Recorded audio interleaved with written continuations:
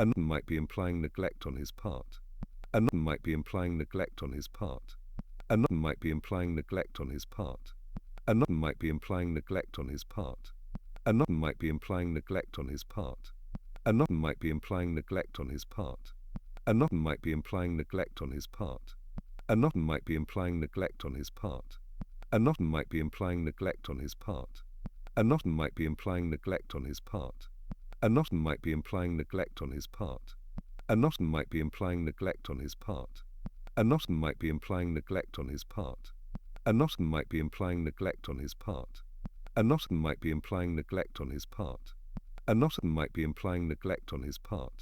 Another might be implying neglect on his part. Another might be implying neglect on his part. Another might be implying neglect on his part. Another might be implying neglect on his part. Another might be implying neglect on his part. Another might be implying neglect on his part. Another might be implying neglect on his part. Another might be implying neglect on his part. Another might be implying neglect on his part. Another might be implying neglect on his part. Another might be implying neglect on his part. Another might be implying neglect on his part. Another might be implying neglect on his part. Another might be implying neglect on his part. Another might be implying neglect on his part. Another might be implying neglect on his part. Another might be implying neglect on his part. Another might be implying neglect on his part. Another might be implying neglect on his part. Another might be implying neglect on his part. Another might be implying neglect on his part. Another might be implying neglect on his part. Another might be implying neglect on his part. Another might be implying neglect on his part. Another might be implying neglect on his part. Another might be implying neglect on his part. Another might be implying neglect on his part. Another might be implying neglect on his part. Another might be implying neglect on his part. Another might be implying neglect on his part. Another might be implying neglect on his part. Another might be implying neglect on his part. Another might be implying neglect on his part. Another might be implying neglect on his part. Another might be implying neglect on his part. Another might be implying neglect on his part. Another might be implying neglect on his part. Another might be implying neglect on his part. Another might be implying neglect on his part. Another might be implying neglect on his part. Another might be implying neglect on his part. Another might be implying neglect on his part. Another might be implying neglect on his part. Another might be implying neglect on his part. Another might be implying neglect on his part. Another might be implying neglect on his part. Another might be implying neglect on his part. Another might be implying neglect on his part. Another might be implying neglect on his part. Another His method of inquiry often resembled gardening itself. Let people grow their theories unchecked, then see which roots expose themselves. Sergeant Chubb followed at a respectful distance, though a disrespectful was difficult for a man whose natural gait resembled a bulldog attempting courtesy. Every few minutes he made a hopeful noise, part grunt, part announcement, that suggested he had an idea. Purbright, out of kindness, ignored these. Near the marquee entrance, Councillor Slattery, who believed any problem could be solved by being loudly certain of something, held court with a clutch of townsfolk. He had already decided that Harbottle the groundskeeper was responsible for the wreath's sudden appearance. In symbolic mischief, Slattery declared, puffing out his chest, a disgruntled employee making a political point, happens everywhere these days, public servants leaving little signs of rebellion. No one present could recall Harbottle ever rebelling against anything, including gravity, which he accepted with admirable resignation each winter. But Slattery possessed the rare ability to sound authoritative even when hopelessly mistaken, and so several listeners nodded reflexively. Purbright lingered where he could observe them without seeming to. Slattery's certainty was not surprising, nor was it helpful. The councillor's talent for drawing conclusions first and gathering facts later was one of Flaxborough's more durable civic inconveniences. Mrs. Fenn, now restored to a state of delicate composure, had resumed her informal role as curator of morality. Unfortunately, the incident had gifted her a sense of tragic importance. She lowered her voice with every retelling, as though the details were too dreadful to share at normal volume. I felt a disturbance. She confided to anyone within arm's reach. Eeyore presence. One does not faint merely at flowers. Of course not, murmured her audience, who fainted principally at gossip but understood the value of sympathy. Purbright, overhearing this claim, allowed himself a brief private sigh. Mrs. Fenn's imagination was not merely active, it was aerobically accomplished. Yet even fiction could conceal a sliver of fact. He approached her gently. He felt certain the brass key would matter, though its significance remained politely aloof. Keys, in his experience, rarely strayed far from their locks. He moved back toward the memorial garden, pausing just before the path. The faint scent of pipe tobacco lingered still, though slightly diminished, as if trying not to be noticed. Purbright inhaled again.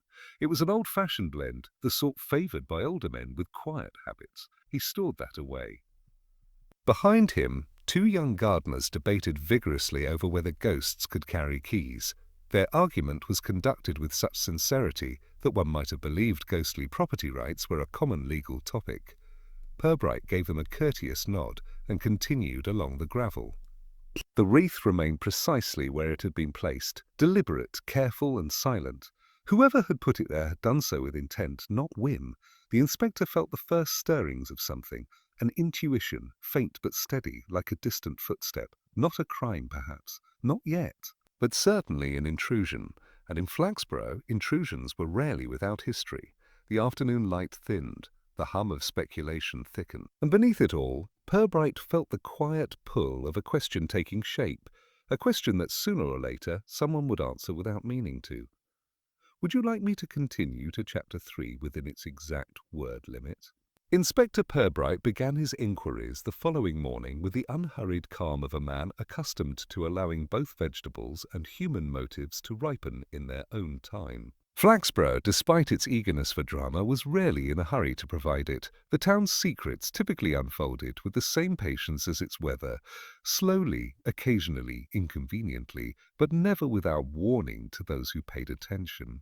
The first call of the day was to Mrs. Fenn, who had insisted, via a note handwritten in her famously angular script, that she was perfectly capable of recounting her ordeal without further delay. Purbright suspected the note had been composed in bed, perhaps while still faintly annoyed that her collapse had been witnessed by so many of the wrong people. She welcomed him into her sitting room with a solemnity usually reserved for commemorative plaques. "I hardly slept," she announced, placing herself in an upright armchair as though preparing for a formal interview on matters of national security. "Every time I closed my eyes, that wreath seemed to follow me. I believe, Inspector, that it was meant as a sign." Purbright smiled gently. "A sign of what, Mrs. Fenn? That is what I hoped you might in me about," she replied, somewhat deflated. "After all, wreaths don't simply appear on their own." "No," Purbright agreed. "And nor do keys." He held up the brass key, which caused her to straighten even further. "I did wonder about that," she murmured. "Such an odd place to leave a key. It must unlock something significant." "It may," Purbright said. "Did anything about it strike you at the time?" Mrs. Fenn considered. "Only that it was gleaming, as if it had been polished quite lovingly." He thanked her, leaving her visibly disappointed that he did not seem in need of further dramatic revelations. Purbright had learned long ago that those who longed most to be helpful contributed mostly embroidery. What he sought were the plain, practical stitches. His next visit took him across the square to the small council office temporarily occupied by two councillors who had made themselves vigorously involved in the matter, despite possessing no official reason to be. Councillor Slattery was there, naturally, holding forth to Councillor Penhale, whose chief skill was nodding at intervals that suggested comprehension. "Inspector," Slattery boomed, rising as though the dignity of the council required him to appear taller in Purbright's presence. "What good of you to inquire? I trust you are on the trail of the culprit already?" Purbright offered a mild smile.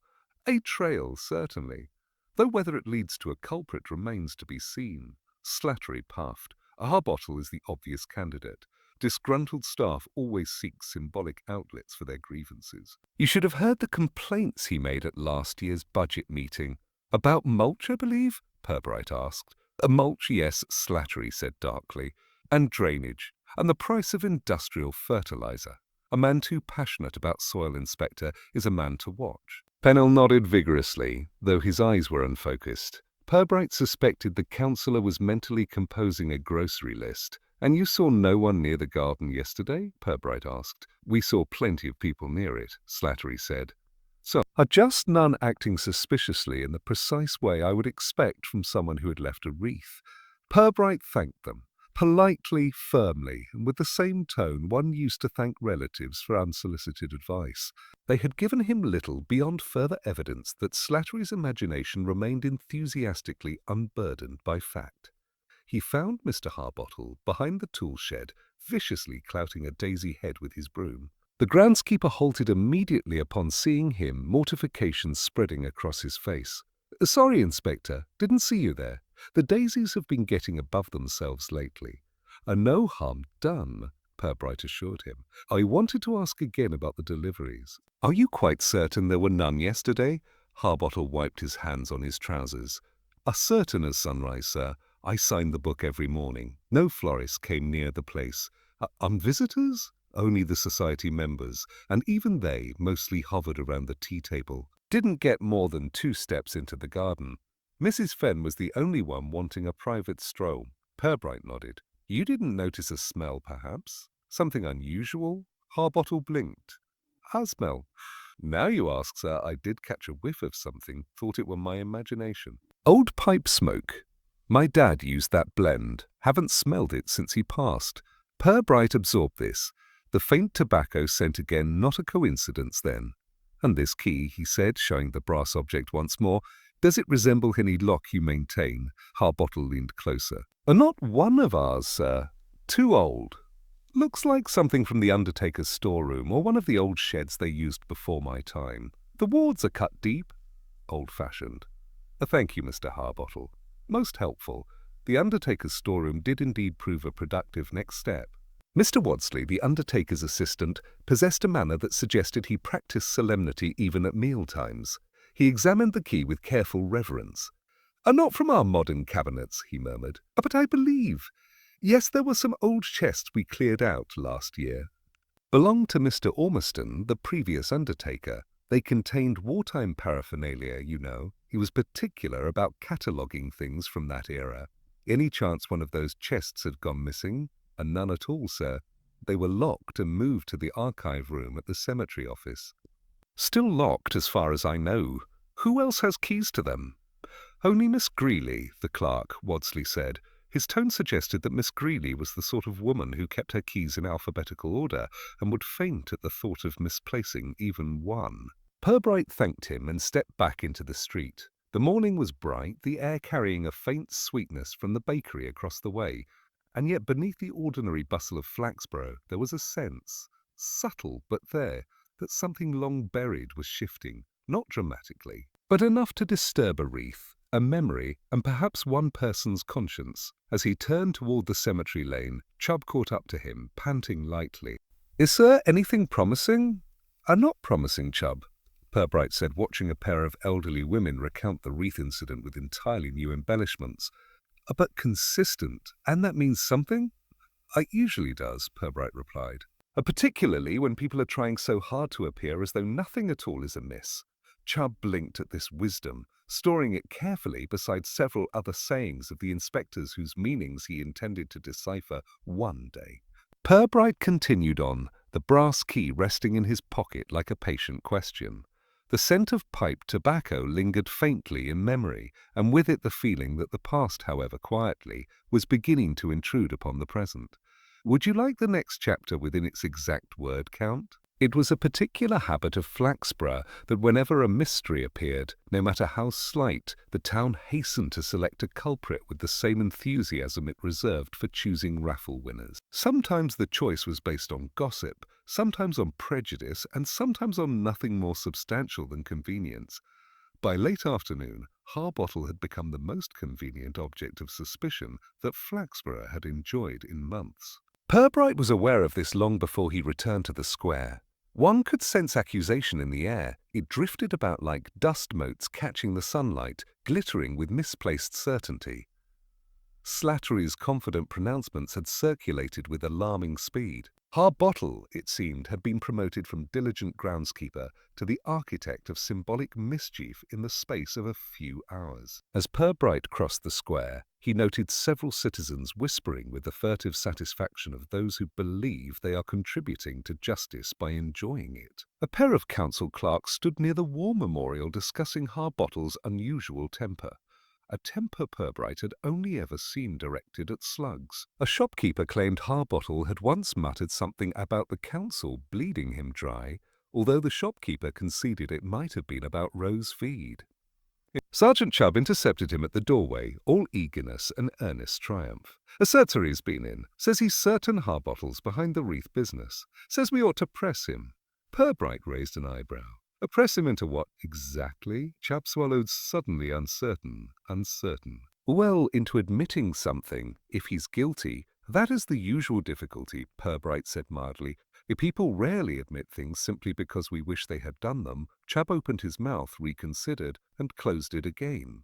Purbright removed his hat and stepped inside, the faint aroma of station polish greeting him with its usual reassurance. He hung the hat with care before turning back to his sergeant. Choose consider Harbottle's alleged crime. He is accused of placing a fresh wreath in a public garden and leaving a key beside it. Both acts performed silently in broad daylight with no motive beyond confusing Mrs. Fenn. Chubb frowned. "When you put it like that, sir, it does sound odd." "It sounds," Purbright said, "like the sort of conclusion one arrives at when one wishes very much to cease thinking." Chubb brightened. "So we keep thinking? That would be advisable." The brass key, resting in Purbright's pocket, pressed lightly against the fabric as if reminding him that it had not yet disclosed its purpose. He withdrew it, holding it to the light. It was not merely old, it was cherished. Someone had polished it recently, lovingly, perhaps even anxiously. "Chubb," he said, "how many men in Flaxborough still smoke pipes?" Chubb's eyes drifted upward with the concentration of one performing advanced mathematics. Mr. Blatchley and Councillor Triggs on Sunday afternoons. Oh, and Mr. Woodsley's uncle, but he moved to Scarborough last year. That might be it. And not a large fraternity, then, Purbright murmured. Yet that smell in the garden was unmistakable. Chubb nodded with the grave satisfaction of a man agreeing with something he didn't entirely understand. Before Purbright could continue, there came a knock at the door, sharp, official, and performed with the self-importance of someone who believed his presence was indispensable. Councillor Slattery entered without waiting to be invited, accompanied by an air of righteous urgency. "Inspector," he declared, "I hope you are making progress because the town anticipates swift action. Symbolic vandalism cannot be tolerated." "I quite agree," Purbright said pleasantly. "Although I'm not yet persuaded that the wreath qualifies as symbolic vandalism." Slattery blinked. "What else could it be? A man like Harbottle, well, he has been under strain, budget cuts, new regulations. The poor fellow must be at breaking point." Possibly, Purbright conceded, though breaking points rarely produce immaculate floral tributes. Slattery appeared momentarily wrong-footed, but rallied with admirable stubbornness. "What about that key? Groundskeepers have keys. It fits, Inspector." "It fits," Purbright said gently, "only if one forces it." Slattery bristled. "Are you suggesting I have misread the situation?" "We would hesitate to phrase it so bluntly," Purbright replied. "But I am suggesting that Harbottle is an exceedingly convenient suspect, and convenience alone is rarely a reliable guide." Slattery's lips thinned. "Well, I felt it my duty to inform you. The town expects clarity." "And I expect accuracy," Purbright said with a smile so mild it could not be construed as insubordination, but was unmistakably final. Slattery withdrew in a huff, his departure punctuated by the faint rattle of indignation. Chubb let out a slow breath. "Sir, he does seem awfully certain." "A certainty," Purbright said, "is often the product of insufficient information." He placed the key on his desk, where it gleamed like a small, stubborn truth. The more Purbright considered Harbottle, the more the pieces refused to align. The groundskeeper was proud to the point of fussiness about the memorial garden. He would no sooner tamper with a wreath than he would replace a rosebush with a rhododendron, an act he considered horticultural treason. And then there was the pipe tobacco. Harbottle did not smoke. He had once told Purbright he disliked the smell because it reminded him of funerals. Wadsley did not smoke either. Slattery preferred cigars, and Penhale, according to Chubb, could barely manage a whistle. Someone else had been in that garden. Someone who had placed the wreath quietly, carefully. Someone who had held the key long enough to polish it. Someone older, perhaps. Someone with ties to the cemetery's forgotten corners. Convenience, Purbright decided, had an unfortunate habit of obscuring the obvious. He rose from his desk, pocketed the key once more, and nodded for Chubb to follow. "Where to, sir?" Chubb asked. "To the cemetery," Purbright said. "I should like to see those old chests Mr. Wadsley mentioned." Chubb blinked. "You think there's something in them?" "Oh, think," Purbright replied. "That Harbottle is innocent, and whenever innocence is inconvenient, it usually means the truth is being very polite, but very determined to get our attention." And with that they stepped into the gathering dusk, toward old locks, older memories, and the first hint of a secret that had been waiting, quite patiently, to be found. The cemetery office had the hushed atmosphere of a place that believed noise might disturb the paperwork. It sat at the far end of the grounds, a narrow brick building with windows that always seemed to look away from visitors rather than toward them. "Inspector Purbright," he said, recognizing him at once. "And Sergeant Chubb, what brings you down my way?" "A matter concerning the memorial garden," Purbright replied. "May we trouble you for a few minutes?" Lander stepped aside. "Come in, then. Mind the rug. The left corner never behaves." Inside, the cottage smelled warmly of tobacco and old wood polish. Lander gestured for them to sit, then lowered himself into a creaking armchair, pipe in hand. "You'll hear about that wreath, I suppose," he said before Purbright had even produced the brass key. The inspector's expression remained serenely unreadable. "You've heard already?" Lander gave a soft snort. "News travels in Flaxborough faster than ducks to bread. My niece came chattering about it this morning. Said some folk think old Harbottle's up to tricks, though I'd sooner believe the canal will start flowing uphill." "Harbottle seems an unlikely culprit," Purbright agreed. "But I wondered if you yourself had noticed anything unusual near the memorial garden recently." Lander tamped his pipe thoughtfully. "Not me. Haven't been up there in months.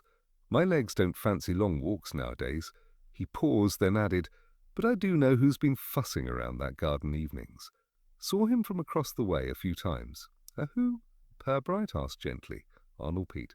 Lives in the cottage next to the church lane. Quiet sort. Keeps odd hours. I've seen him wandering near the cemetery gates after dark. Never causing trouble, mind you. Just walking like a man measuring out his worries." Chubb pricked up his ears. "Pete? Works part-time with the undertaker, sir. Helps carry things, if you take my meaning." Purbright did. Many men in Flaxborough held side occupations that went unadvertised. Pete's, however, had the flavour of someone drawn to solemn places by personal reasons, rather than economic ones. "And you're certain it was him?" Purbright asked. "As certain as an old man can be," Lander replied.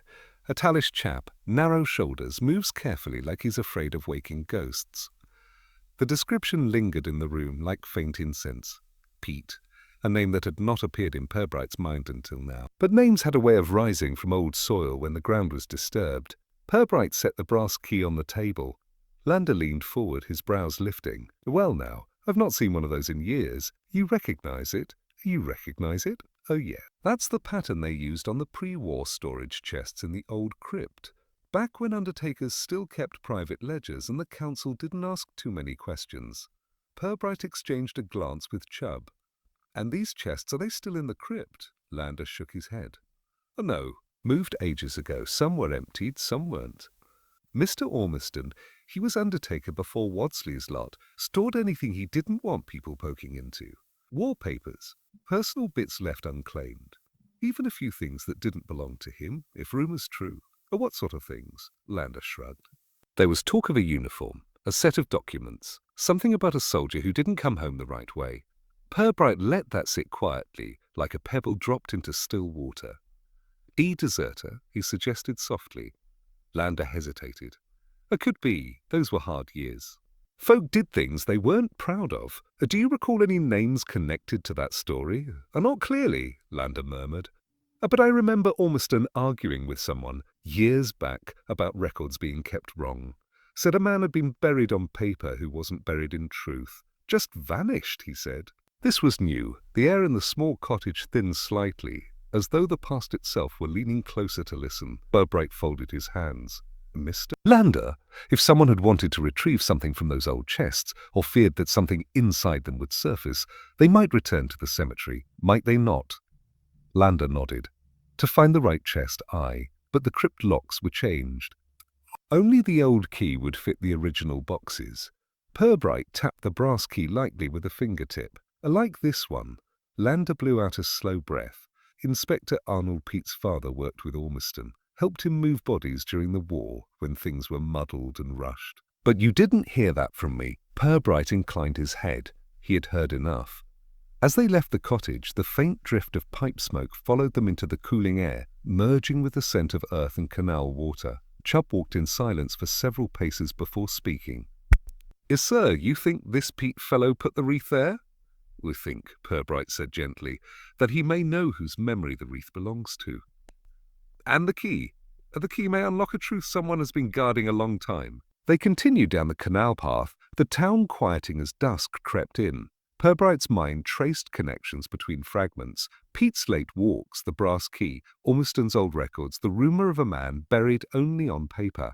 Old dirt, Purbright reflected, has a habit of giving up new names when properly turned, and the memorial garden, peaceful, orderly, almost sacrosanct, had just received a wreath placed with too much reverence to be anything but personal.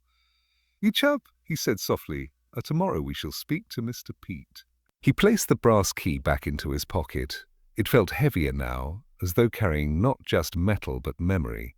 Some truths were not buried. They were hidden, waiting for the right question to open them, and Purbright, with his calm patience and polite persistence, had just found where to begin.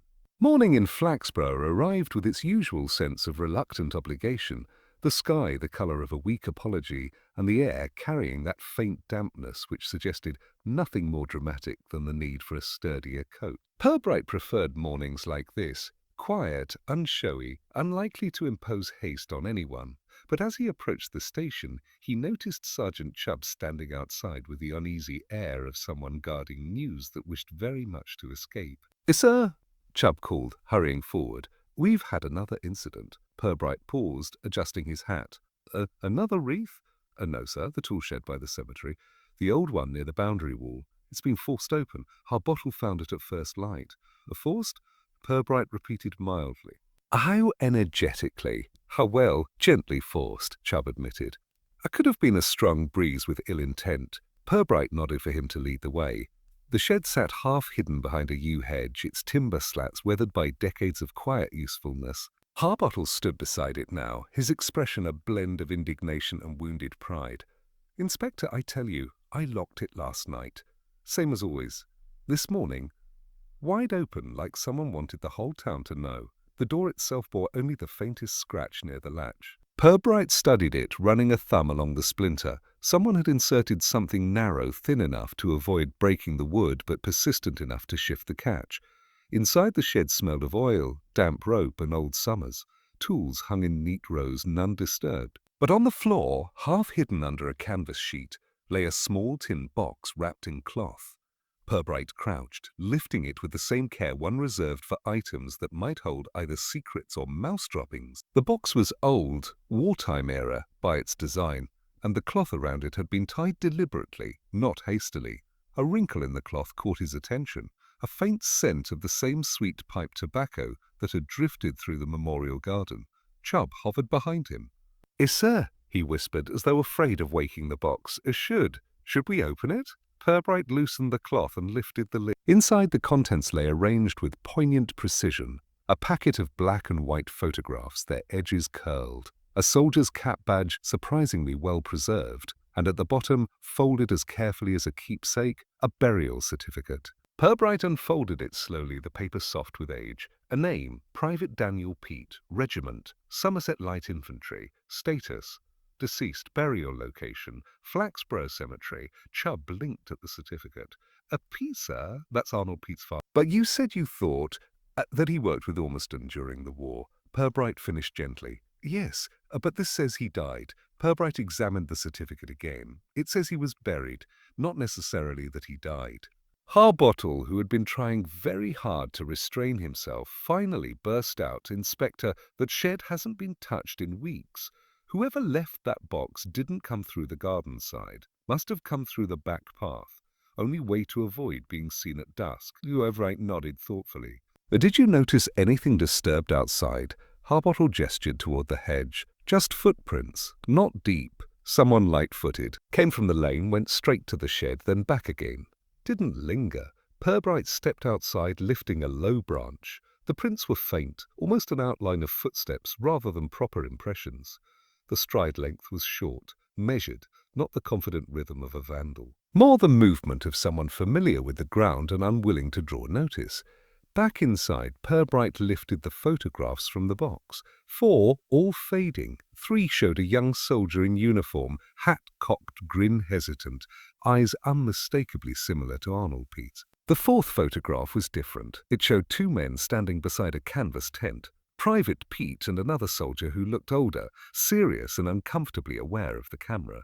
The back of this last photograph had writing, "A Lander's Tent 44. Purbright felt a momentary shift inside his thoughts. Quiet, like the turn of a key. Lander, the old night watchman who had hinted at a man buried on paper. He closed the lid of the box gently. "Chubb," he said, "find Mr. Pete. Politely. Tell him we wish to speak with him this afternoon." Chubb hesitated. "You think he put this here? Or took it from somewhere?" "I think," Purbright said softly, "that he wanted this found, but perhaps not by everyone." Their walk back to the path was marked by a peculiarly tense calm. The cemetery stretched around them, rows of stones, patches of moss, names half faded. Every village had its stories. Every graveyard held the ones people preferred not to repeat. At the entrance, Purbright paused. A breeze carried the faintest trace of pipe smoke again. Though no one was smoking nearby, he let the scent settle in his mind, connecting it to the wreath, the cellophane fragment, the box left deliberately in the shed. The second disturbance, quiet, careful, and purposeful. Not an act of mischief, but of revelation, like someone pulling back soil to expose what had been forgotten beneath. As he and Chubb stepped onto the main road, a figure hurried past them from the direction of Church Lane, Arnold Pete himself, head down, coat buttoned tightly, though the wind was light. "Foe!" He didn't look up, didn't pause, but there was a tightness in his stride, a tension in the set of his shoulders that spoke of a man carrying something heavier than a tin box. Purbright watched him disappear around the corner.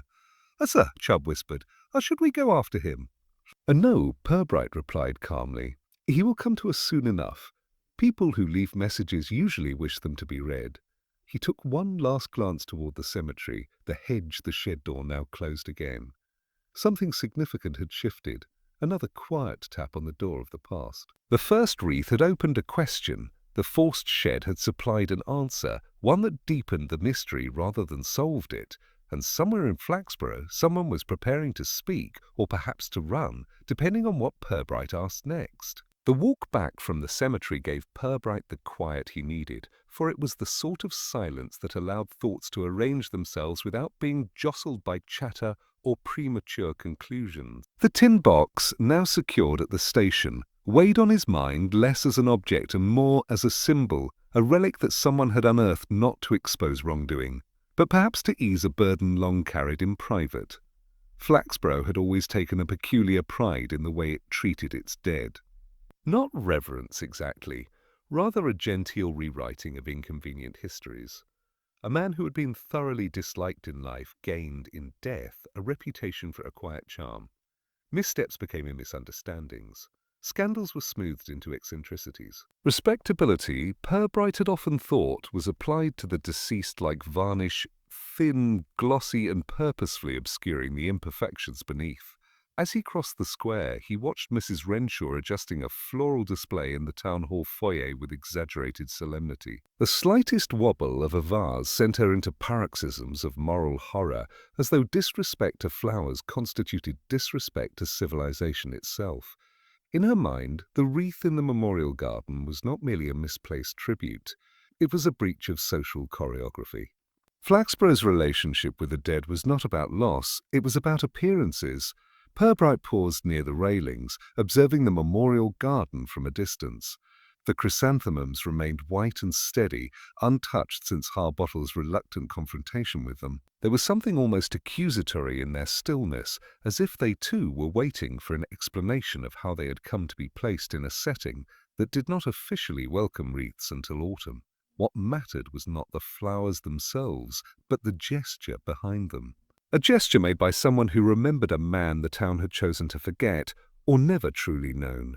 Chubb arrived beside him, slightly winded despite the modest walk. "Sir, I've sent word to Mr. Pete.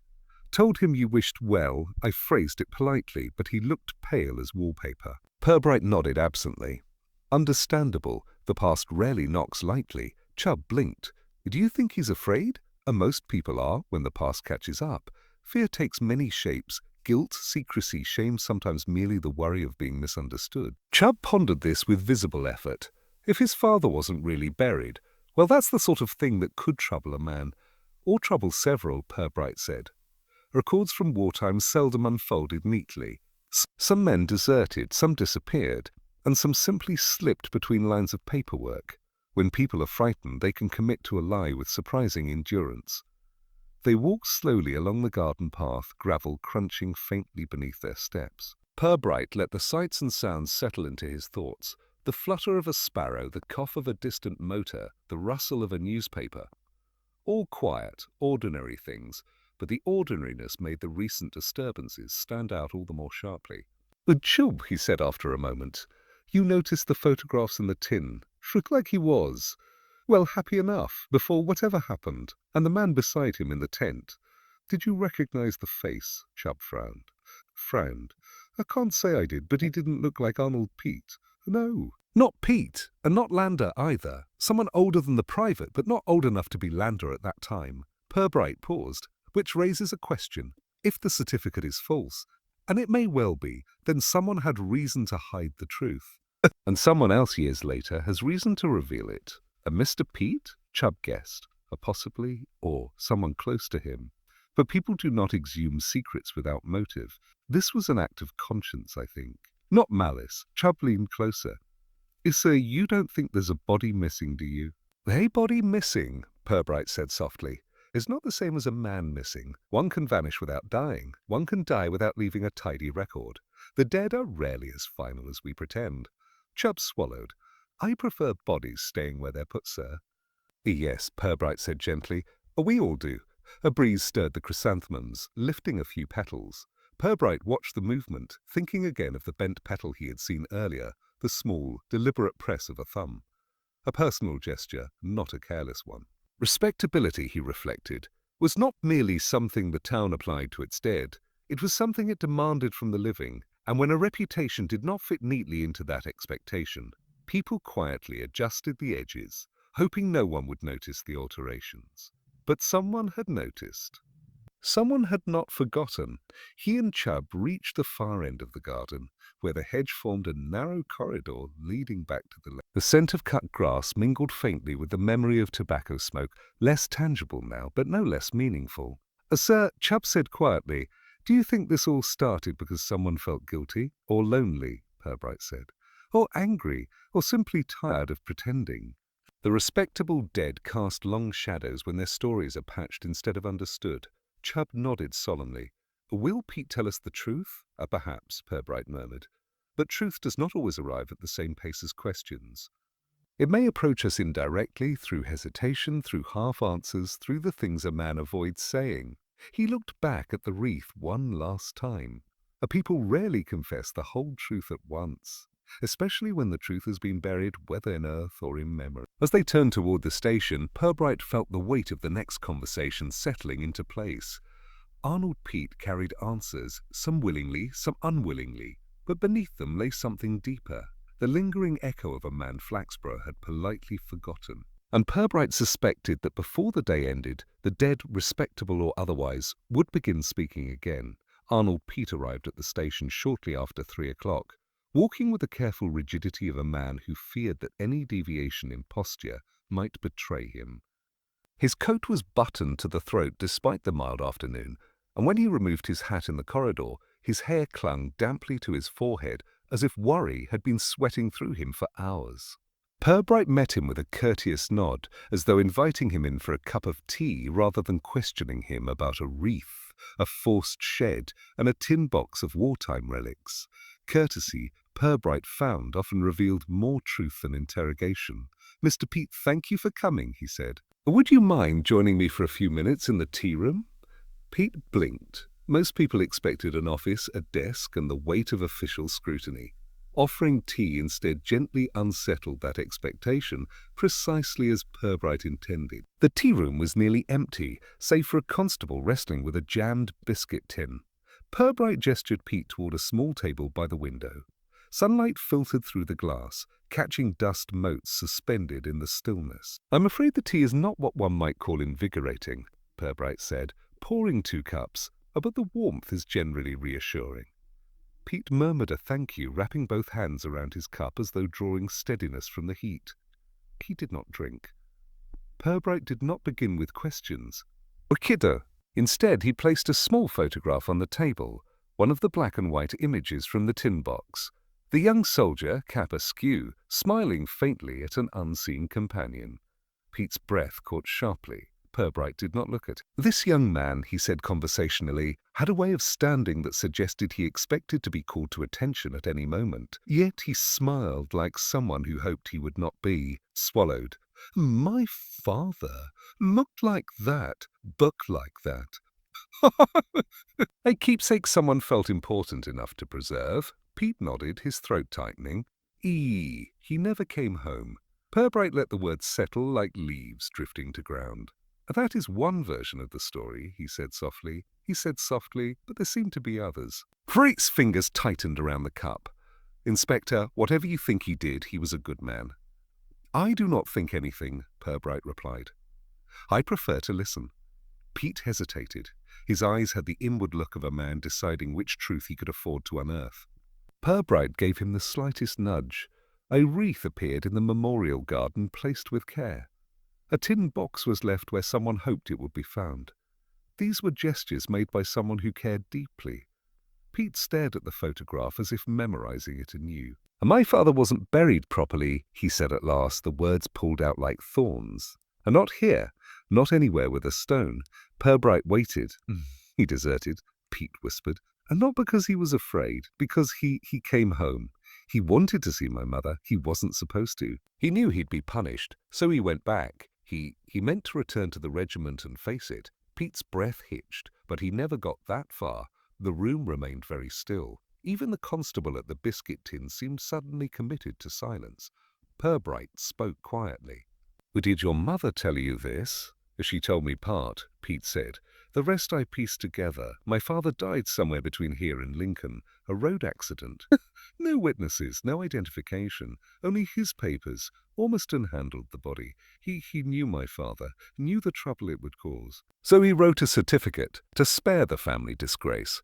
Purbright nodded slowly. "And your mother accepted it?" "She did, because people talk, and because Flaxborough treats the dead better than the living sometimes." Pete's eyes glistened. "But she kept those photographs. And when she died, I found the rest. The box, the badge, the truth." "And the key?" Purbright asked. Pete looked up, startled by the softness of the question. "It belonged to the chest Ormiston kept locked. My father's things were still there when the war ended. No one ever asked." "And you left the key in the garden?" Pete's hands trembled. Yes. I hoped someone would find it. Someone who could put the truth somewhere it belonged. But I didn't want to shame anyone. Not Harbottle. Not the council. Not even my mother." Purbright regarded him with steady kindness. "And the wreath?" "My father's birthday," Pete whispered. "Yesterday, I couldn't put a stone for him. I couldn't put his name anywhere. So I left that." The truth once spoken softened something in Pete's tense posture, like a rope slackening after holding too long. Purbright let a moment pass before he continued. "The shed, Mr. Pete. Why leave the box there? I didn't want to bring it to the station. I didn't want it hidden again.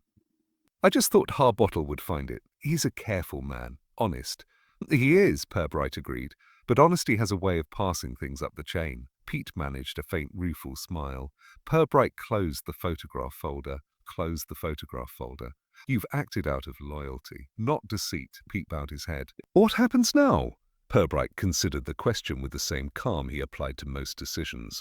The law, after all, had its place, but so did compassion. What had occurred decades ago no longer resembled a crime, only a knot of old griefs, softened by time.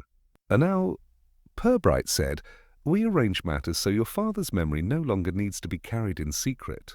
Pete's shoulders shook once. Relief, grief, both. Purbright stood. Let me speak to a few people, quietly. Respectfully, we will find the right way to set things straight. Pete rose, nodding, not trusting himself to speak.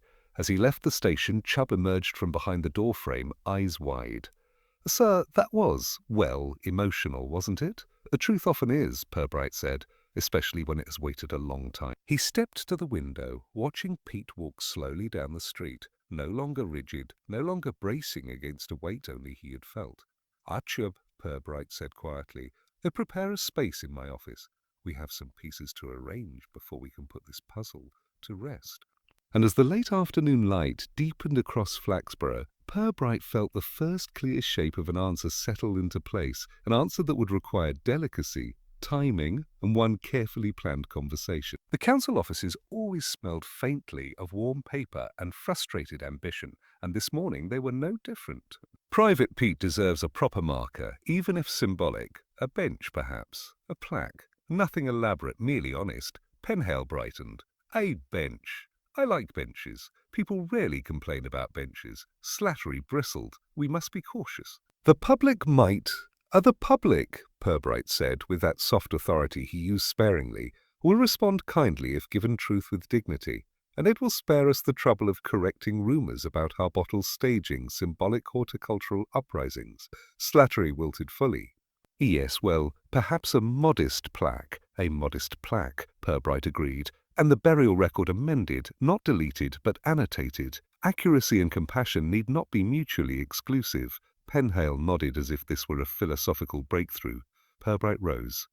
One more thing, Councillor Slattery. You may recall insisting that Harbottle was responsible for these disturbances. Slattery squirmed. Yes, well, in light of new information, perhaps my assessment was somewhat premature. Purbright allowed himself a faint smile, a merely convenient counsellor. And convenience, as we've seen, is rarely an accurate compass. Slattery muttered something like agreement, though it sounded suspiciously like a resignation letter addressed to his pride. With the matter settled to the extent that office walls could contain it, Purbright and Chubb descended the stairs. The atmosphere in the corridor felt lighter, as though an overstuffed cabinet had finally been relieved of its most stubborn folder. Outside, the light had softened into the warmer tones of late afternoon. Chubb exhaled deeply. Sir, that went better than expected. Civil unravellings, Purbright said, tend to proceed smoothly when one untangles only what is necessary. Chubb mulled this over with great seriousness. Will Mr. Pete be all right, sir? He will, Purbright said. A pain lessens when truth is finally allowed to breathe. They crossed the square, strolling at the unhurried pace of men who trusted time to work in their favour. The memorial garden came into view once more, peaceful, unchanged, the wreath still resting where all of this had quietly begun. Purbright paused only a moment to regard it. It's nearly resolved now, Chubb. Only one more step. The reveal, sir? Chubb asked hopefully. Silly conversation, Purbright corrected. A gentle one, and then the rest will settle. Chubb nodded reassured, and Purbright in the evening stillness of Flaxborough prepared himself for that final conversation, the one polite truth that would complete the circle and lay all restless memory to rest. The morning after Purbright's quiet meeting with the councillors dawned with a brightness wholly at odds with the lingering solemnity of recent days. Flaxborough awoke to the gentle insistence of its ordinary routines, shop shutters clattering open, milk bottles clinking on doorsteps, and the muffled bustle of townsfolk hurrying toward lives only gently disturbed by the faint ripples of yesterday's revelations. Purbright, arriving at the station, felt the familiar weight of comfortable monotony return. Even the kettle, which had a long history of refusing to heat at socially acceptable speeds, seemed to have recovered its willingness to cooperate. He stood beside it, hands loosely folded behind his back, absorbing the unremarkable quiet. Chubb entered moments later with the purposeful stride of a man who had been awake long enough to form at least 3 theories about the day ahead. "Sir," he said, beaming. Harbottles heard the news. About the plaque. Looked like someone told him roses were blooming early. That must have been pleasant for him, Purbright said, his voice carrying that soft amusement he reserved for the sergeant's earnestness. "And Mr. Pete, he came by the garden just after 8, Chubb replied. He didn't go in, just stood by the hedge for a minute or two, then walked off." Purbright nodded. A man does not rush to meet closure. He approaches it slowly, like cold water. Chubb considered this metaphor with visible concentration. "Yes, sir, I suppose so." The inspector made his way to his office, the brass key still resting neatly on his desk. Its presence felt far gentler now, no longer a riddle, but a reminder. He picked it up, weighing it lightly in his palm. Somewhere in the cemetery storeroom, the old chests still sat undisturbed, their secrets either spent or forgiven. The key would be returned quietly to the archive, where it could rest without burden. By mid-morning, Purbright stepped out into the square. The air smelled faintly of bread from the bakery and the less poetic tang of municipal paint from the council building, where Penhale had enthusiastically begun organizing the commemorative bench project. Word had already seeped through the town, politely without drama, that a previously overlooked wartime name would be acknowledged in a modest, dignified way. No one questioned it too deeply. Flaxborough excelled at accepting partial truths wrapped in appropriate ceremony. Purbright's path led him naturally toward the memorial garden.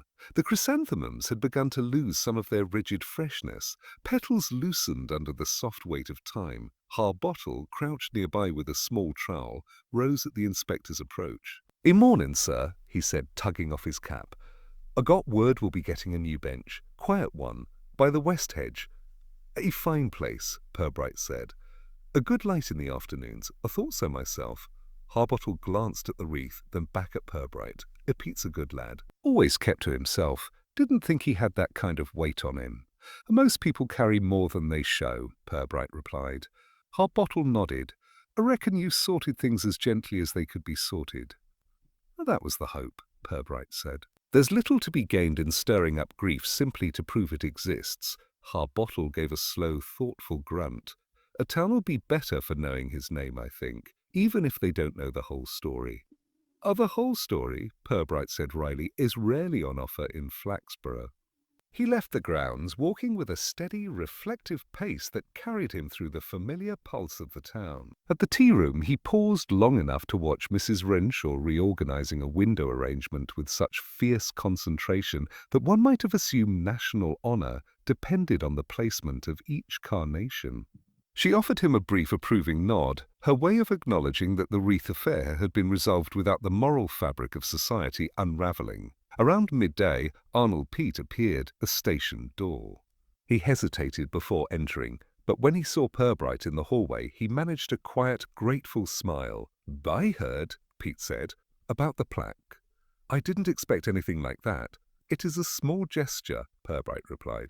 "But sometimes the size of the gesture matters less than the honesty behind it." Pete looked down at his hands, then back up. "It means more than I can say." Purbright inclined his head. "Your father deserved to be remembered."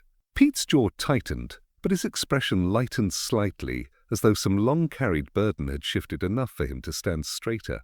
After a short exchange of thanks, he left, still quiet, still inward, but freer. In the afternoon sunlight, Purbright returned once more to his desk. The brass key lay waiting. He placed it into a small envelope addressed to the cemetery archive. "Chubb!" he called. "Yes, sir. Would you be so kind as to return this to Miss Greeley?" Chubb took the envelope delicately, as though afraid it might reveal further mysteries. "Right away, sir."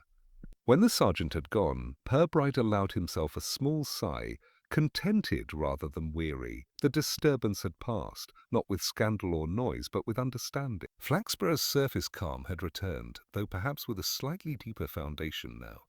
The town had added a truth to its carefully tended memories, and it had done so without losing its peculiar gentility. He glanced once more through his office window at the square, people walking briskly, gossip drifting lazily, life resuming exactly where it had paused. Routine restored, yes, but almost changed, a little more honest, a little more whole. Purbright reached for his paperwork, the comforting monotony of forms and signatures. He picked up his pen, feeling the familiar weight settle into his hand, and with the quiet satisfaction of a man who preferred resolutions to applause, he began to write.